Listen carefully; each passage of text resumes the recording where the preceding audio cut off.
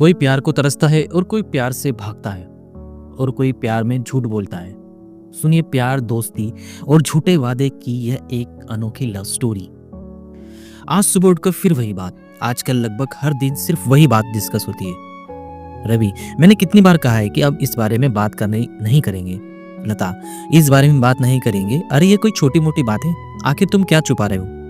रवि, बस अब तुम इस तरह की बातें करके मुझे उकसाने की कोशिश करती हो ताकि मैं अपने आप को प्रूफ करने के लिए वो करूं जो तुम चाहती हो। लता, क्या तुम नहीं चाहते जो मैं चाहती हूँ। रवि, लेकिन तुम ही तो पहले मना कर रही थी, फिर अब आखिर ऐसा क्या हो गया। लता, पहले मना किया तो क्या इसका मतलब ये नहीं कि अब चाहिए। प्लानिंग करनी होती है, अब चाहिए हमें। रवि और लता की लव मैरिज थी। 3 साल की डेटिंग के बाद दोनों ने शादी कर ली। शादी को 6 साल बाद भी उन दोनों की कोई संतान नहीं थी। शादी की शुरुआती सालों में वह खुद नहीं चाहते थे, लेकिन अब लता को लगने लगा कि उन दोनों को किसी डॉक्टर को दिखाना चाहिए। उन दोनों को का इस बात पर डिस्कशन हो रहा है। 2 महीने बाद आखिर लता रवि को मना ही लेती है। लता, रवि मैंने बात की है, कोई नई डॉक्टर आई है, पास के बड़े अस्पताल में, स्वाति नाम है। मैंने उसका अपॉइंटमेंट ले लिया है, तुम्हें मेरे साथ चलना होगा। रवि, हाँ में सर हिलाता है। रवि और लता अपने अपॉइंटमेंट वाले दिन पहुंच गए। अपने नंबर का वेट कर रहे थे। करीब 3 घंटे के इंतजार के बाद उनका समय आता है। दरवाजे पर तो जो था उन्हें अंदर आकर बैठने को कहा कि मैडम अभी आती है, आप बैठिए। कुछ समय बाद मैडम अंदर आई। एक फाइल थी उनके हाथ में। स्वाति, ओह आपको इंतजार करना पड़ा, मुझे बस 2 मिनट दीजिए, मैं आपसे बात करती हूँ। लता, ठीक है मैडम, कोई प्रॉब्लम नहीं। स्वाति फाइल पढ़ रही है और पढ़कर फोन उठाकर कुछ इंस्ट्रक्शन देकर फोन रख देती है। फिर स्वाति बोलती है, हाँ बोलिए लता जी। लता बोलती है, मैडम मैं लता हूँ और ये मेरे हस्बैंड है रवि। स्वाति रवि की ओर देखती है और एक नज़र देखने के बाद फिर से वो देखती है। उसके चेहरे के हाव भाव बदल जाते हैं। वो कुछ सेकंड तक रवि को ही देखती रहती है। स्वाति ने रवि को अभी देखा, लेकिन रवि तो स्वाति को जब से कमरे में आया तब से देख रहा है। रवि और स्वाति की आंखों में भी नहीं देख पा रहा था। स्वाति अपने को कैसे भी करके कंट्रोल करके अपना सारा ध्यान लता की बातों में लगाने की कोशिश करती है। कुछ चेकअप बताती हूँ, वो कर लीजिए, उसके बाद मिलिएगा। उस समय से मिलने के बाद जैसे रवि की बोलती बंद हुई हो, वो नया कुछ बन गया। उसको पता ही नहीं उन दोनों के बीच में जो भी हुआ था उसका गुनहगार वही है। पर वो ये नहीं जानता था कि स्वाति से उसकी मुलाकात ऐसे होने वाली है। जिंदगी उन्हें ऐसे मोड़ पर लाकर मिलवा देगी। रवि अपनी पुरानी यादों में खो गया। वो याद करने लगा उन दिनों के बारे में जब वो स्वाति के साथ में स्कूल में पढ़ा करता था। रवि अपने स्कूल में किसी के साथ झगड़ा कर रहा है। यह बात है उसकी 9th क्लास की। स्वाति उसकी क्लासमेट है। वह झगड़ा स्वाति को कुछ बोलने के लिए हुआ है। बात कुछ बढ़ती देख स्वाति को बीच में जाना पड़ा। स्वाति, अरे रवि रुको, उसने मुझे सुनाया तो मैंने भी उसे सुना दिया। अब बात को खत्म करो, क्यों बहस कर रहे हो, बात को बढ़ा रहे हो। मैं बात को बढ़ा रहा हूँ, तुम्हारे लिए बोल रहा हूँ और हर बार तुम मुझे ही बोलती हो। स्वाति, मत बोल तू मेरे लिए, अपने लिए बोल सकती हूँ, तुझे बोलने की कोई जरूरत नहीं। इस बात को लेकर अब रवि और स्वाति में बहस होने लगी। दोनों एक दूसरे से बात करना बंद कर देते हैं, लेकिन हर बार की तरह स्वाति को ही रवि को जाके मनाना पड़ता है। रवि और स्वाति दोनों बेस्ट फ्रेंड है। स्कूल के बाद भी दोस्ती बनी रहती है। दोनों को एक दूसरे के अलावा किसी की जरूरत नहीं होती। अपनी ही मस्ती में वो मस्त रहते।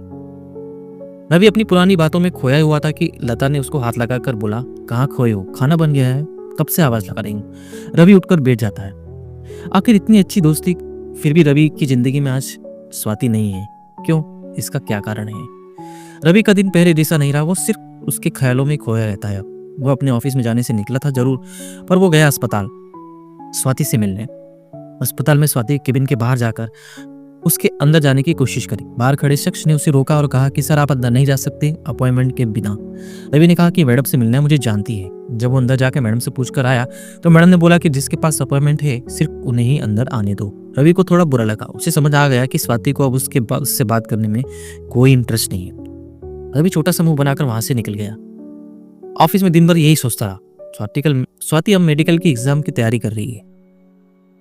शहर से बाहर जाना पड़ता है। रवि की फैमिली वो शहर छोड़ रही थी क्योंकि उनकी केवल एक ही संतान थी रवि।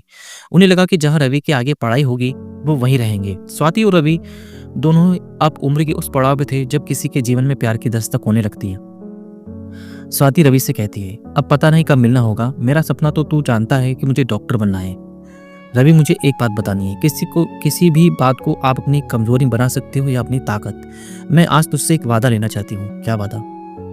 यह देख, यह मुझे भी पता है और तुझे भी कि हम सिर्फ दोस्ती नहीं, बल्कि हमारे बीच में प्यार है। अब मुझे ये पता है कि तू बोलेगा नहीं, मुझे ही बोलना पड़ेगा, तो मैं आज तुझसे बोल रही हूँ आई लव यू। लेकिन ये एहसास हमारा है, हमारे माँ बाप ने हमारे लिए कुछ सोचा है, उनके भी सपने हैं। मैं चाहती हूँ कि हमारा प्यार हमारे फ्यूचर के आगे ना आए, कमजोरी ना बने, ताकत बने। हम दोनों पहले कुछ बन जाते हैं, फिर साथ होंगे, खुश होंगे। मैं तुझसे वादा करती हूँ कि मैं तेरी हूँ। क्या तू भी मुझसे वादा करेगा? तेरी हर बात मुझे मंजूर है, पक्का वादा। और हाँ, आई लव यू टू। मैं शायद ही कह पाता, तूने सही सोचा और तूने कह दिया। इतना कहकर दोनों ने हक किया और स्वाति की आंखों में आंसू थे। स्वाति, देख, मुझसे ज्यादा सुंदर कोई अगर मिल जाए तो तू उसके लिए मुझे छोड़ तो नहीं देगा। रवि इन सब बातों में खोया हुआ था कि उसके फोन पर रिंग बजती है। कोई अनजान अननोन नंबर से रवि को फोन रिसीव करता है और फोन स्वाति का होता है। स्वाति कहती है, तुम अस्पताल मिलने के लिए आए थे, अभी मिल सकते हो? स्वाति उसे एक कैफे में बुलाती है। कैफे में दोनों बैठे हैं। रवि उससे पूछते, कैसे है, कैसी हो? स्वाति, जैसे तुम छोड़ के गए थे वैसी हूँ, मैं बदलती नहीं, जो बात करती हूँ उस पर रहती हूँ। रवि, वो मैं। स्वाति, कुछ बोलने या कहने की जरूरत नहीं है, मैं ही पागल थी, समझा, जैसा मैंने सोच रखा है वैसा ही होगा। तुम भी पक्का मेरे लिए सोच कर रखोगे। तुम्हारे लिए बहुत रो ली, लेकिन तुम्हारे उस प्यार ने मुझे ताकत भी दी। मैं आज जो बन गई डॉक्टर, मैंने कई सपने सजा लिए थे। तुमसे मिलूंगी तो ऐसा कहूंगी या बोलूंगी, लेकिन तुम मिले ही नहीं। समझ आया तुम्हारी पत्नी को देखकर अच्छी सुंदर है। अब मुझे पता चल गया कि तुम क्यों नहीं मिले। चलो कोई बात नहीं, मैं अपनी उस जोन से निकल गई हूँ, इसलिए शादी नहीं कर पाई। पता नहीं आगे क्या होगा, लेकिन तुम्हारे लिए खुश हूँ और थोड़े बहुत इलाज की जरूरत है, उसके बाद तुम दोनों को बच्चा भी हो जाएगा। मैंने रिपोर्ट देखी है। रवि कुछ बोल नहीं पाया। चलो कोई बात नहीं, इतने सालों बाद मिले, अच्छा लगा। अब हम दोनों के रास्ते अलग हैं। अब उस बात को लेकर तुम्हें अपना प्रेजेंट खराब करना नहीं चाहिए। तुम हर बात इतनी समझदारी से कैसे कर सकती हो? मुझे कुछ कहने के पहले ही सब कुछ बोल देती हो और समझ जाती हो। स्वाति, मेरे लिए कुछ सोचने की जरूरत नहीं है, मैं डॉक्टर हूँ और अगली बार मेरे क्लिनिक में आओ तो अपॉइंटमेंट लेकर आना। अब मैं ऐसे नहीं मिल सकती। इतना कहकर स्वाति उठकर जाने लगी।